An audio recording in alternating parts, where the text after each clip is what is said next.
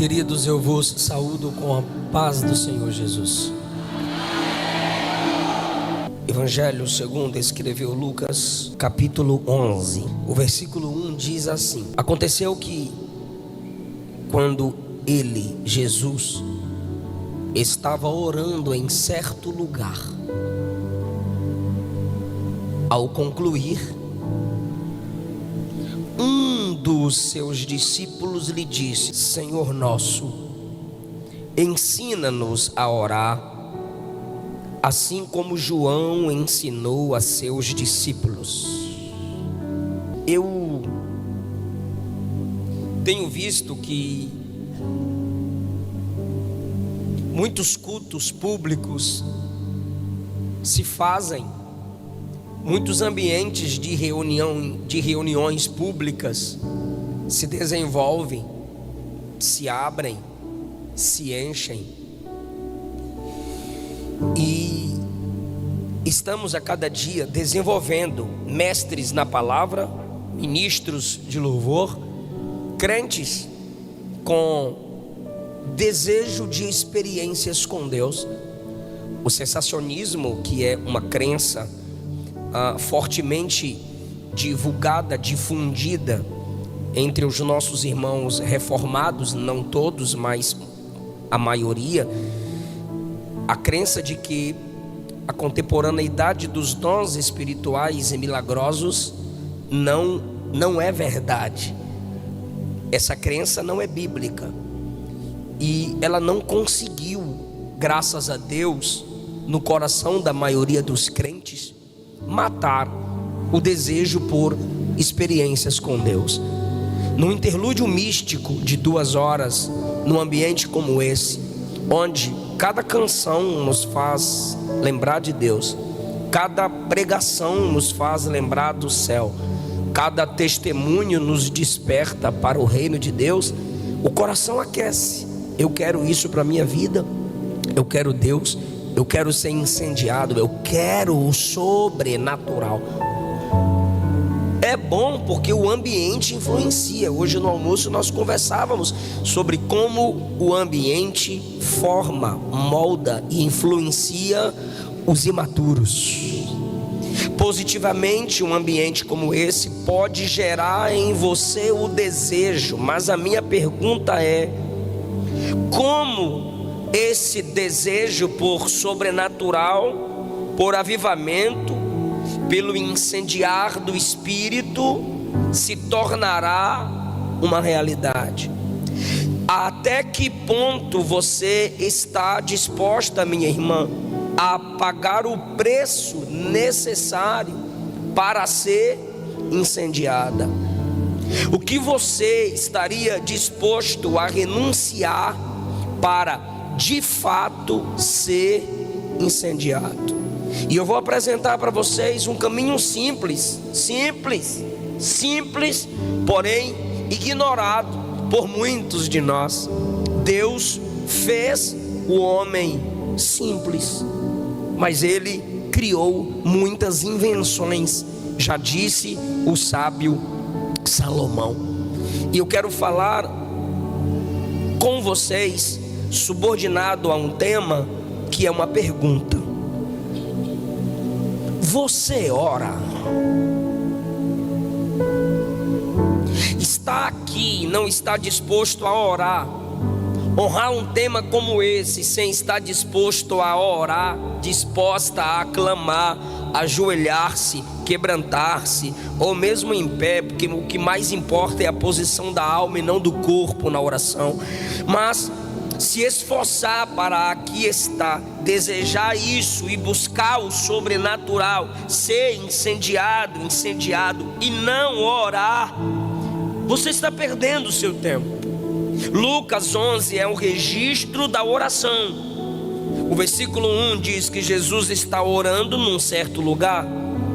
Diz que quando ele acabou de orar, um dos discípulos lhe fez um pedido maravilhoso: Senhor, nos ensina a orar. E quando esse camarada pediu para que Jesus lhe ensinasse a orar, Jesus então lhe deu lhes deu princípios de como construir uma vida de oração. E esses princípios perpassaram tempos e estão conosco até hoje, pois foram princípios de Cristo. Depois, os irmãos que já leram esse texto percebem que no versículo 9, Jesus incentiva a oração. Ele não apenas ora no versículo 1, ele dá incentivos para que oremos. Ele diz no versículo 9: pedi e vos será dado, buscai e encontrareis, batei a porta e se abrirá para vós. Porque todo o que pede recebe, o que busca encontra, ao que bate se abre. Jesus está incentivando os crentes a orarem, mas ele também, enquanto está dando os princípios da oração, ele está falando sobre o maior propósito de se orar. Não dá para ler Lucas 11 e isolar até o versículo 10, como se ele estivesse falando para qualquer tipo de gente, orar por qualquer tipo de propósito, como se a oração fosse uma caixinha mágica de onde de lá sai o Aladim, piririm, pim, pim, pensa que tu quer que eu estou aqui. Como se a oração fosse uma varinha mágica e é só usar o nome de Jesus e acontece. Não, ele está dando os princípios da oração. E como que ele conclui o princípio da oração? Versículo de número 13: se vocês, sendo maus, sabeis dar boas dádivas aos vossos filhos, quanto mais o vosso Pai que está no céu que dará o Espírito Santo àqueles que lhe pedirem. Ele está orando no 1, ele manda pedir no 9, ele manda pedir no 10. Ele conta uma historinha nos versículos 10 e 12 sobre pedido de um amigo ao outro amigo. E quando você pensa que é pedir tudo, pedir de tudo, pedir qualquer coisa a qualquer hora, ele diz que a prioridade na vida de oração é receber o Espírito. Pergunta para mim por quê? Porque se nas suas buscas, na sua vida de oração, você não busca o enchimento do Espírito, a direção do Espírito, você terá mais orações negadas do que respondidas. Todos aqui já tivemos orações não respondidas. Por quê, pastor? Porque oramos fora da direção, oramos fora do propósito. Pastor, eu já tive muitas orações respondidas. É porque o Espírito te conduziu a se conectar à vontade de Deus para a sua vida. Agora é um mistério que eu não posso te explicar. Chegar no céu, tu pergunta para Jesus se for possível. Por quê? Porque se é o que o Senhor quer fazer, eu tenho que orar.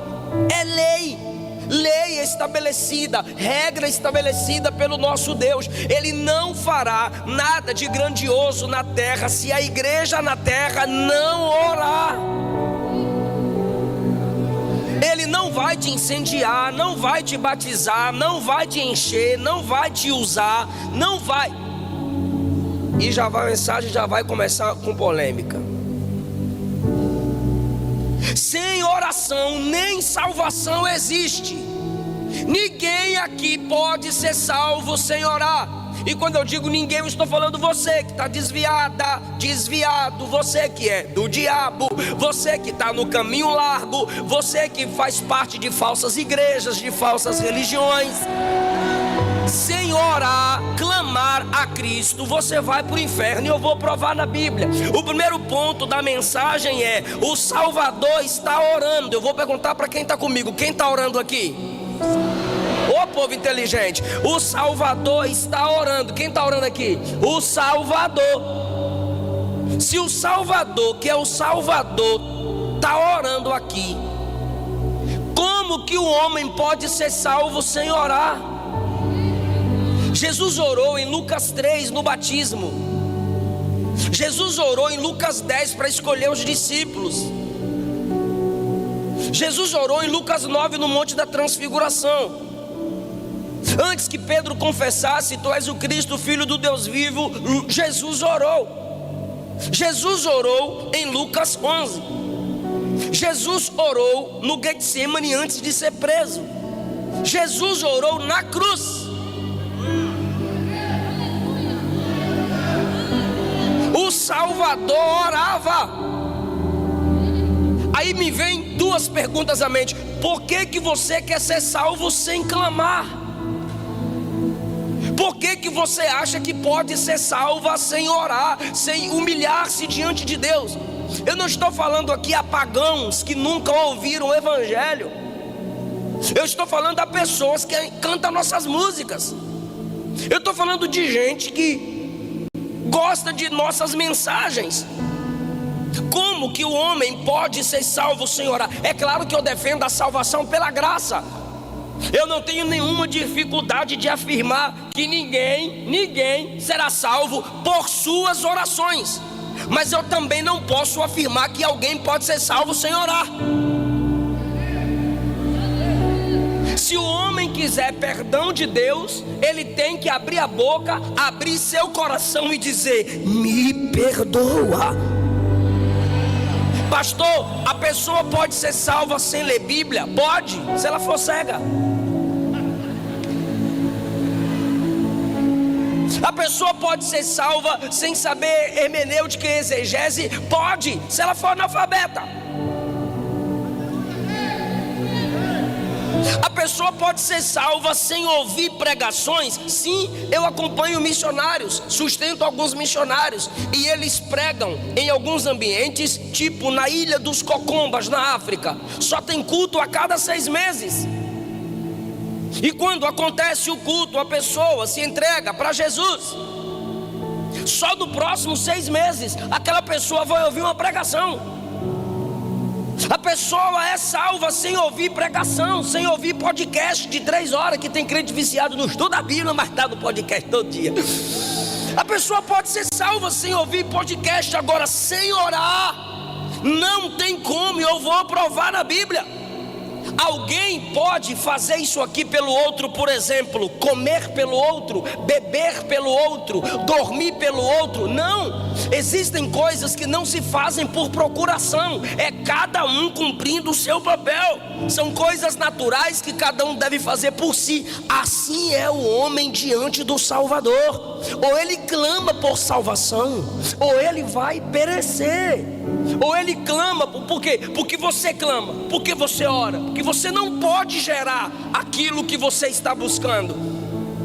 E a salvação é um milagre operado por Deus, não são as suas obras,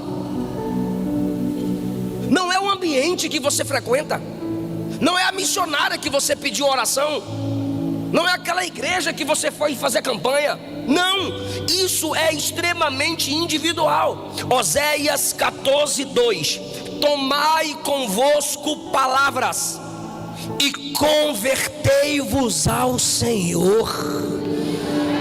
Ele está dizendo: use palavras e se converta ao Senhor. O que Pedro disse para aquele macumbeiro lá em Atos 8:22: se arrependa da sua maldade, ore ao Senhor, pedindo que Ele perdoe os pensamentos do seu coração. Deus não perdoa quem não se arrepende. Deus não perdoa quem não ora. Lembra de Lucas 23:43? Os 2 ladrões criticavam o Cristo na cruz do meio. De repente um deles viu que o homem da cruz do meio era diferente. O que ele fez? Clamou. Como? Primeiro ele defendeu Jesus, olhou para o outro e disse: para de mexer com esse homem, ele é justo, ele não fez nenhum mal, nós somos maus, nós estamos aqui porque merecemos, mas o homem da cruz do meio é justo. Depois que ele defende, ele clama: Senhor, lembra de mim quando vieres no teu reino. Aí Jesus respondeu na mesma hora: hoje estarás comigo no paraíso. É Essa é fácil, tu lembra de Atos 2:21? Aquele que invocar o nome do Senhor será salvo. Está aí. Se o Salvador orou, é decreto dele que para você ser salvo você tem que clamar. Por isso orar é coisa de gente necessitada. Orar é coisa de gente dependente. Não adianta você gostar da música, gostar da pregação e não se prostrar diante de Deus em oração, dizendo: resgata-me, salva-me. Como aquela canção: então liberta-me de mim. Esse é o poder da oração. Se nossos filhos não clamarem, não serão salvos. Se essa nação não clamar, não será salva. O Salvador orou. Então me ajuda, hein?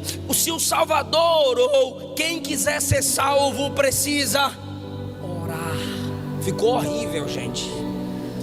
Ainda pedi para me ajudar. Se o Salvador orou, quem quiser ser salvo precisa. Ficou chique. Segundo lugar, quem está orando aqui no 11? Não me estressa não. Quem está orando aqui no 11? Se o Salvador está orando, quem quiser ser salvo tem que orar. Se o próprio Salvador orou, os salvos.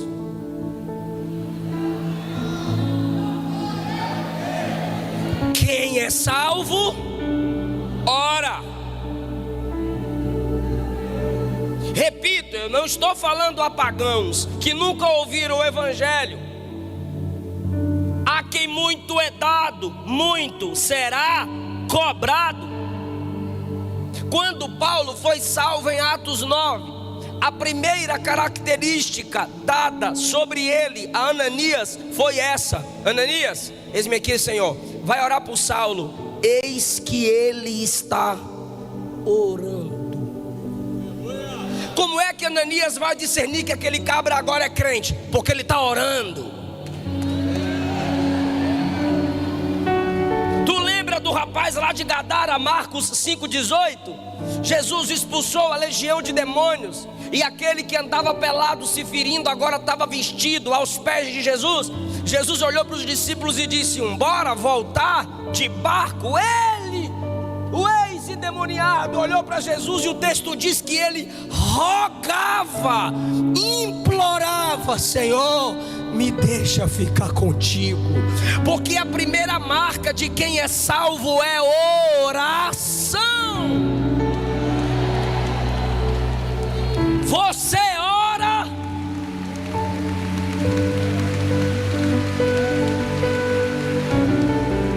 Se você não ora, desculpe, você não é salvo. Ore para Jesus te salvar.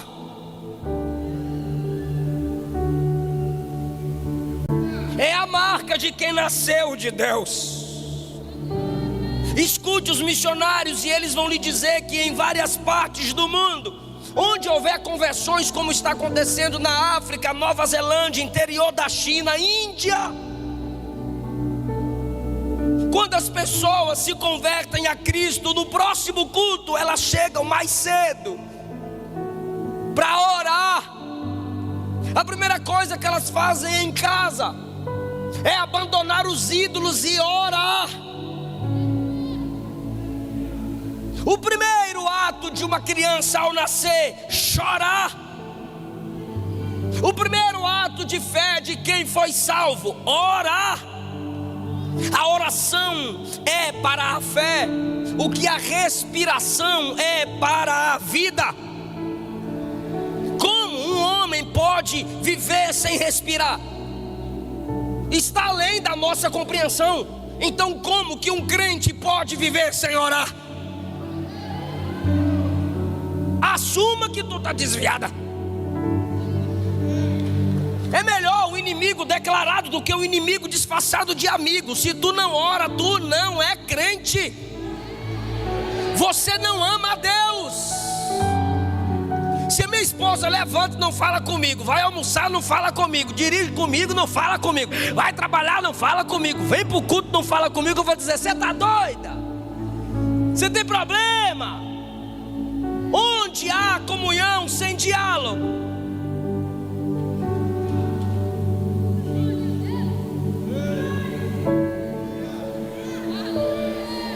Todos os filhos de Deus sentem a necessidade de falar com o Pai. Romanos 8,15 diz que quando o Espírito opera em nós o ato da regeneração, a gente clama: Abba, Pai, papaizinho. Deus não tem filhos mudos espirituais. Vou repetir: Deus não tem filhos mudos espirituais. Quando o Espírito opera o novo nascimento, Ele abre sua alma e diz: ora, clama, abre a boca, clama a mim, eu vou te responder.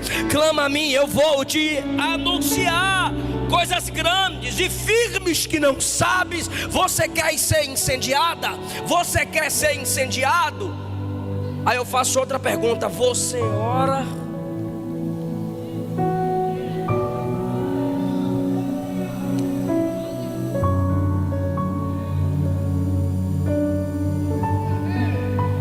Tem uma classe que não ora na Bíblia. Até demônio ora, irmão. Lá em Gadara, os demônios imploraram: não manda nós para o abismo não, Senhor Santo, Filho do Altíssimo. Manda nós para os porcos. Tem crente pior que demônio, meu Deus do céu. Demônio orando. E tu é crente e não ora?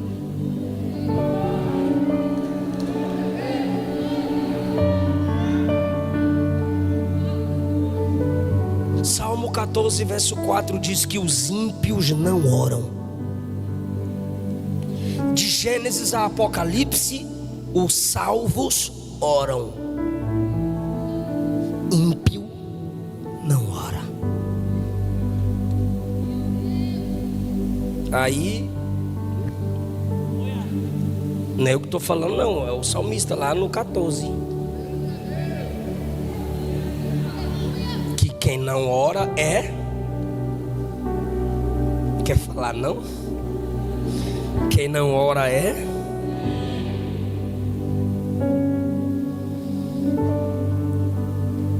Aconteceu que quando ele estava orando num certo lugar, Jesus tem um certo lugar. Um certo lugar para orar se torna um lugar certo.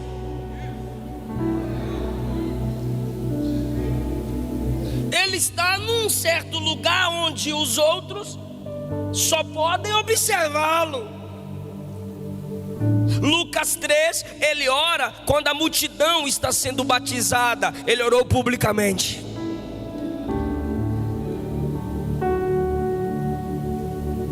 Lucas 9, ele subiu o monte para orar com os discípulos. E Lucas 11, ele está orando num certo lugar. Ele está orando secretamente. Você ora publicamente? Misericórdia, pastor, eu tenho vergonha de orar publicamente. Sangue de Jesus tem poder. Mas quando o pessoal da mídia vê com o celular pertinho assim na tua cara, eu tô...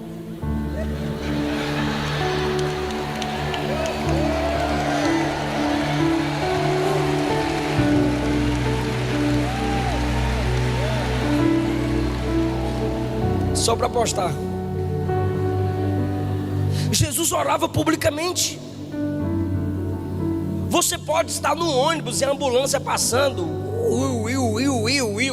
Tu levanta a mão e Jesus dá o livramento. Aí os ímpios vão falar duas coisas de tu: ou tem fé ou é doido. Orar publicamente atrai o olhar dos ímpios. Por quê? Porque orar publicamente é evangelístico. Você está mostrando que tu tens um Deus que é invisível, mas é real, é onipresente.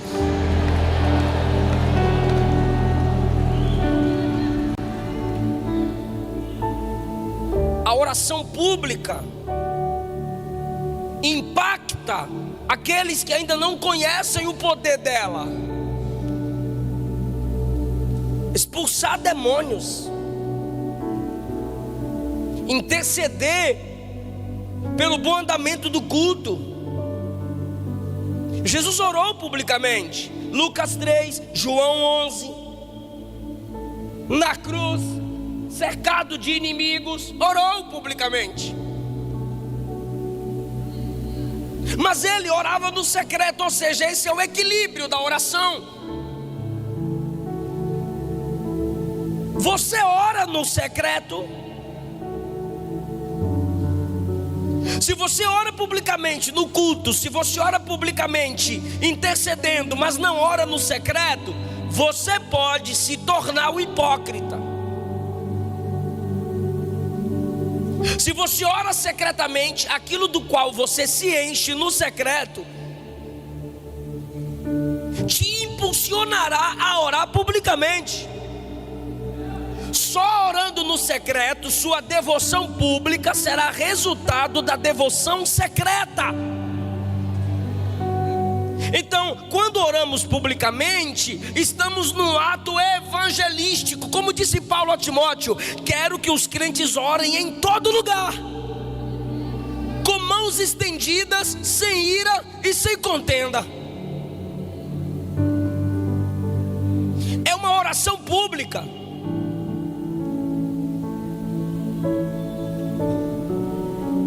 E a oração secreta? Você tem seu cantinho. Moisés tinha sua tenda portátil. Elias tinha sua caverna. Jonas teve o ventre do peixe. Abacuque teve sua fortaleza. Isaías teve o templo. Jesus tinha o monte. Paulo teve as prisões à beira do rio e o navio. Você pode parar a sua moto. Você pode parar o seu carro. Você pode, no intervalo do seu trabalho, ir ao telhado, como fez Pedro, ou ir ao porão de uma casa ou de um navio, sei lá. Mateus 6, Jesus disse: entra no teu quarto e fecha a porta. A palavra quarto ali é aposento, qualquer lugar secreto. O segredo da oração é a oração em segredo. No diálogo com Deus, você vai se desenvolvendo na comunhão. É falar com Deus, irmão. Por que a gente quer enfeitar as coisas? Já vi crente indo orar, querendo pregar para Deus, dar aula de teologia para Deus. Não, irmão, fala com Ele, com todo o seu coração, mas fala tudo. Jesus está orando num certo lugar. Olha essa lição agora. Primeiro é que o Salvador orou. Segundo, ele está orando num local determinado. Terceiro, o respeito pela oração. Ao concluir a oração, um dos discípulos lhe disse: ao concluir, ninguém o interrompeu enquanto ele não acabou de orar. Não importa a intimidade que você tenha com quem está orando, respeite o ato de oração alheio. Isso acontece nas Assembleias de Deus, eu não sei aqui. E eu sou assembleano e isso me estressa. A gente está lá orando com as irmãs do coque. Aí de repente chega uma classe com a baqueta na mão rodando assim, ó.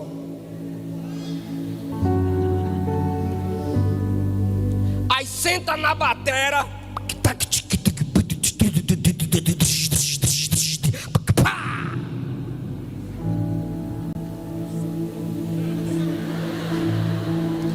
A irmã está orando.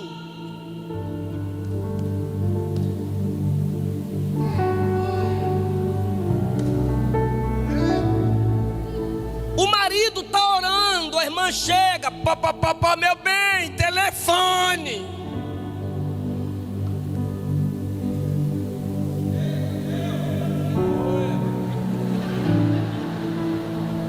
corajoso, aí é macho.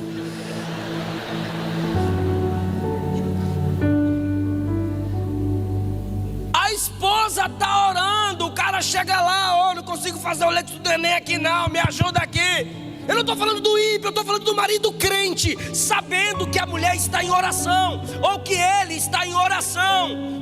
Claro, se você não quiser ser interrompida ou interrompido, comunique, estou indo orar. Mas ore de tal forma que as pessoas saibam que você está orando. Porque você ora olhando a foto que você acabou de postar. Você está orando e pegando o WhatsApp toda hora para ver se alguém te mandou mensagem. Importante, zona, você é bichona mesmo, hein, vaza? Alguém tem que te mandar mensagem. Como ninguém mandou, tu vai no grupo ver o que está. Tu está de joelho dizendo que está orando. Quem vai te respeitar? Jesus orava de tal forma que alguém olhou e disse: não posso interrompê-lo.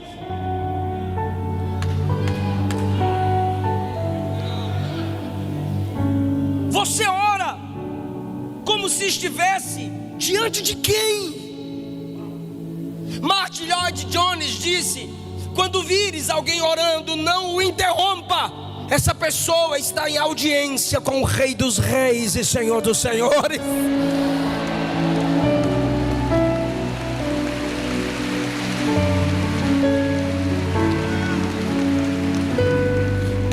Na sala do trono, irmão, na presença do Todo-Poderoso.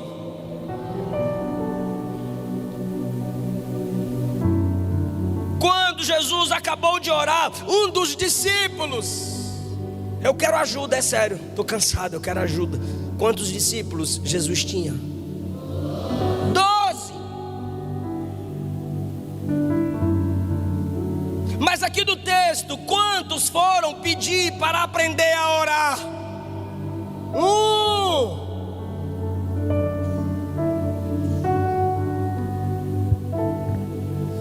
Eu acho linda essa conferência lotada, que coisa chique, que coisa maravilhosa. Vocês estão de parabéns. Mano, olha essa conferência. Amiga, olha essa conferência, amiga. Gente demais, né? E qual é o tema? Incendeia. Tu acha que para Deus o mais importante é você dizer que esteve no incendeia? Ou quando acabar o incendeia, sem multidão alguma, você está lá na sua igreja de joelho? Incendeia, enche o meu coração. Sabe por que a casa está lotada? Porque não é convocação para orar. Faz congresso, lota. Faz conferência, lota. Traz cantor, pregador famoso, lota. Faz acampamento com piscina e churrasco, lota. Marca para orar. Jesus ficou 40 dias na terra. A Bíblia diz que era multidões. 1 Coríntios 15 diz que ele apareceu a mais de 500. Em Atos 1 até Atos 1 era mais de 500 pessoas. Jesus subiu no 40º dia depois que ressuscitou. 10 dias de oração. Quantos dias? 10 dias de oração. Jesus sobe no 40º. O Espírito Santo desce no 50º dia após ressurreição. 10 dias de oração. Os 500 de Atos 15 virou 120.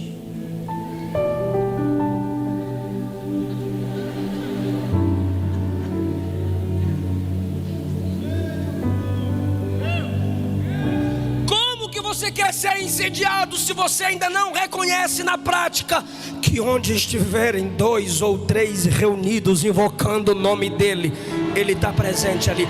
Mas por que é só um que vai querer aprender sobre oração? Porque oração não deixa ninguém famoso. Você conhece gente famosa porque prega. Você conhece gente famosa porque canta. Me mostra alguém famoso porque ora. Porque a oração é o ministério do anonimato, mas sem ele ninguém cresce. cresce, ninguém prospera. Eu não vim aqui empolgá-los. Eu quero que você se pergunte se tu é crente de verdade. Isso aqui não é um clube para termos pessoas por adesão, é por conversão. Um só interessado em orar. Lembra do início da mensagem? Eu disse assim: a prioridade na oração é buscar a pessoa do Espírito Santo. Por quê?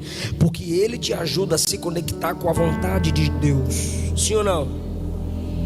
Olha que coisa linda, perfeita, gloriosa. Olha que negócio chique. Eu duvido que esse cara aqui é Pedro.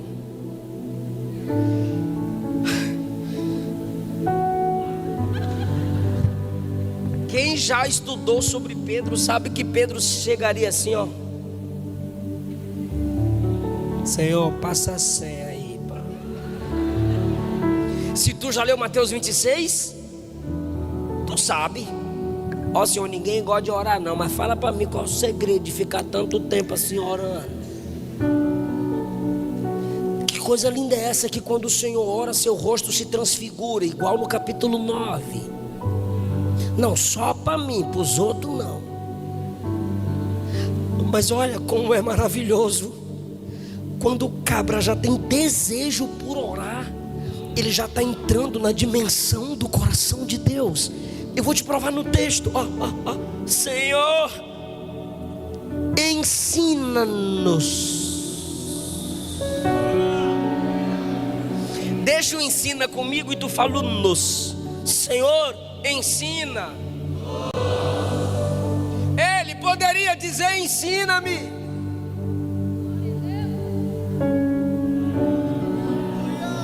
Mas ele olhou para Jesus e disse: todo mundo aqui precisa aprender a orar. E a minha oração, a minha primeira oração é: ensina-nos. Quando você chega em Mateus 24, os discípulos estão pedindo para aprenderem escatologia. Parece esses chatos da net. Eu sou pré-tribulacionista. Aí o outro diz: eu sou pós-tribulacionista. E o pré-herege. Aí vem o mais bestalhado: eu sou mid.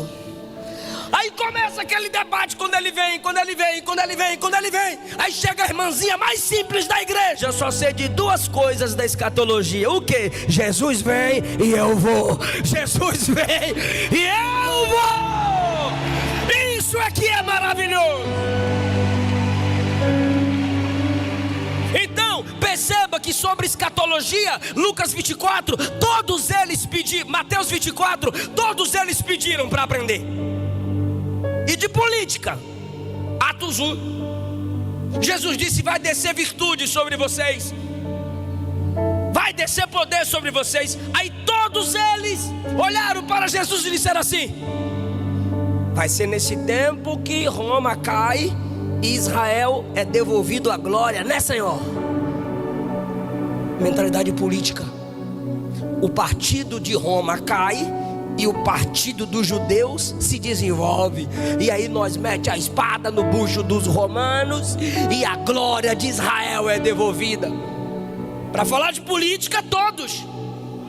Para falar de escatologia, todos. E quando Jesus disse: um vai me trair? Fofoca. João 13, Mateus 26, todos se envolveram e começaram a perguntar: quem é?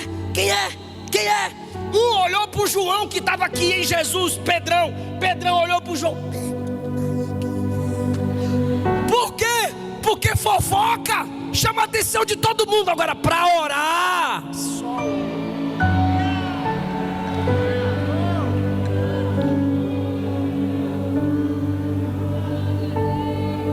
mas olha a humildade dele, Senhor.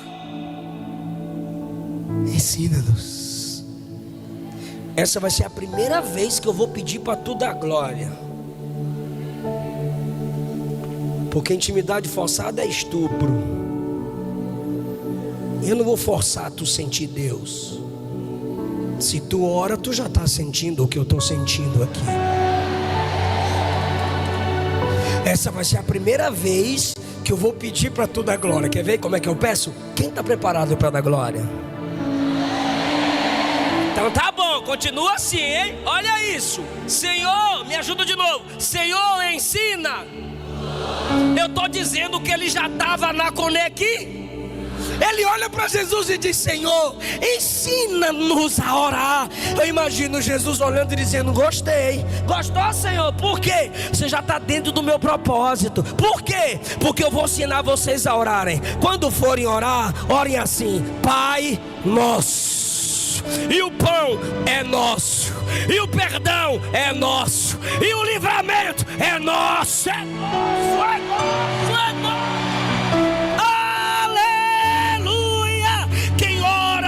Orgulho na alma. Quem ora pensa no outro. Quem ora enxerga o outro. Quem ora pensa no outro. Vou perguntar de novo: você ora por quem? Por quantos? Porque se você não ora, não tem nós. É só tu. Quão grande és tu na frente do espelho, tu canta. Lindo, lindo, lindo é na selfie. Ainda faz biquinho. Não tem nós em suas orações. Quanto mais perto de Deus, mais você pensará nas pessoas. E não vai desistir por causa de deslealdade. Não vai desistir por causa de traição. Pastor, eu estou orando. Pastor, eu estou orando para Deus me livrar do Judas. Sai de ré, Judas. Sério? A questão é que Judas traiu porque não orava. Quem orava era Jesus e foi traído.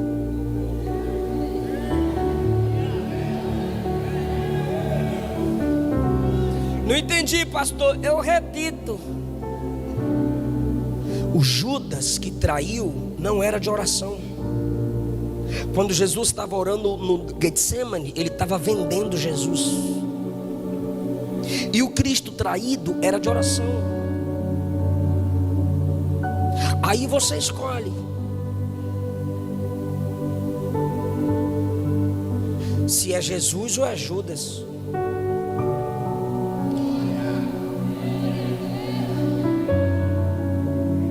Eu quero ser Jesus, pastor.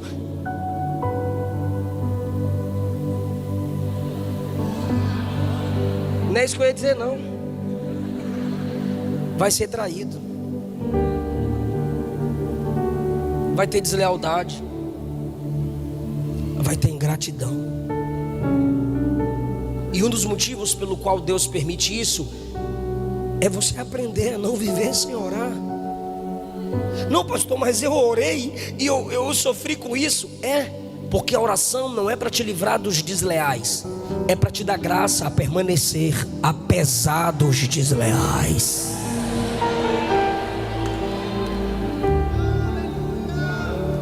Abel teve Caim, Abraão teve Ló, José teve seus irmãos, Daniel teve os caldeus, Jeremias teve seus patrícios, Jesus teve Judas, Paulo teve Alexandre o latoeiro, e todos esses eram de oração. É melhor ser traído do que trair. É melhor sofrer com a deslealdade do que ser desleal. Porque a falta de oração te torna Judas. A oração te assemelha a Cristo. E eu encerro essa mensagem lhes dizendo: o que é que Jesus está fazendo no céu hoje, meu Deus do céu?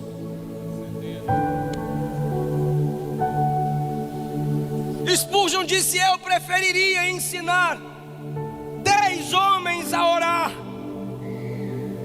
do que a pregar um homem a orar, do que 10 a pregar.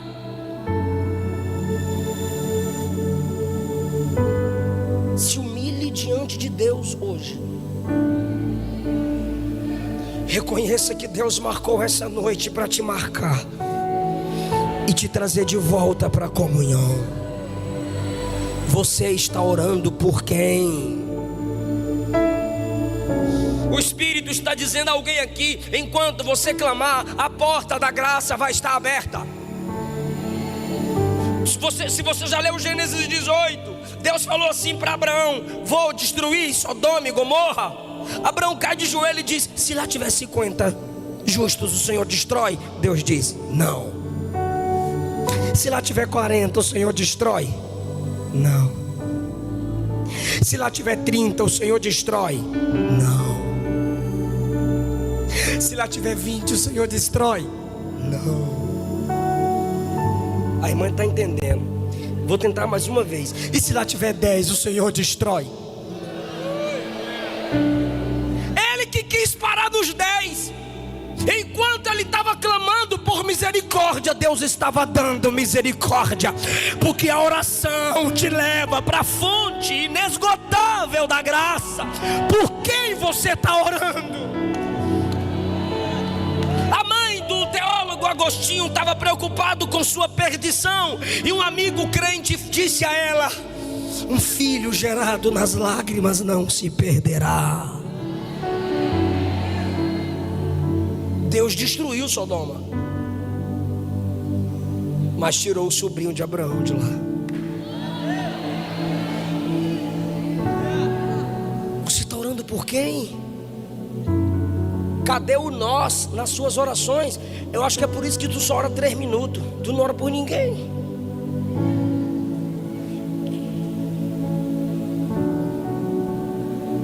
Lembra de Isaías? No capítulo 6. Que visão maravilhosa. No ano que morreu o rei Uzias, eu vi o Senhor assentado sobre um alto e sublime trono. As abas das suas vestes enchiam o templo. A casa se encheu de glória. As colunas tremiam pela voz do que clamava. Vi serafins ao redor dele, cada um tinha 6 asas. Com 2 cobriu o rosto, com 2 cobriu os pés, e com 2... Agora, e clamavam uns para os outros: Santo, Santo, Santo é o Senhor dos exércitos. Toda a terra está cheia da sua... Me responda por favor, essa visão é maravilhosa, sim ou não? Mas quando ele está diante de Deus, Deus o leva para as pessoas. Ele diz assim, ó: eu ouvi uma voz que dizia: a quem enviarei? E quem há de ir por nós? Será que é por isso que tu tem medo de orar? Porque quanto mais orarmos, Deus nos responsabilizará. Por quê, pastor? Porque Deus não dá responsabilidade para quem não tem unção.